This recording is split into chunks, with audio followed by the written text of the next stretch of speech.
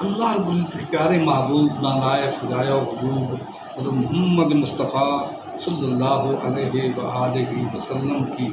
ذات والا اس ماہ مکرم کی 12 ربیع الاول کو 12 تاریخ کو کائنات میں جلوہ افروز ہو گئے۔ وہ اتنی عظیم ہستی والے محبوب ہیں، اتنے اللہ کے پیارے محبوب ہیں۔ محمد المہدی نے لکھا، وہ کہتے ہیں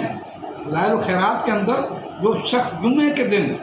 100 مرتبہ درود پاک کا وظیفہ کرے گا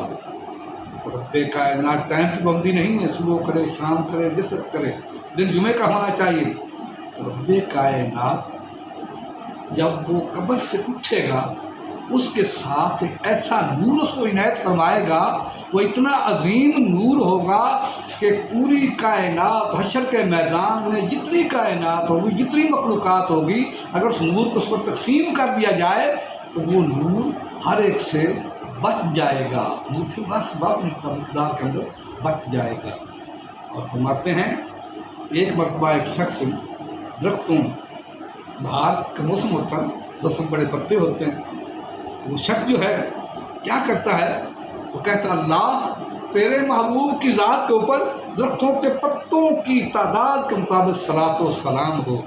اے اللہ تیرے محبوب کی ذات والک پر پھولوں اور پھلوں کی تعداد کے مطابق صلاۃ و سلام ہو۔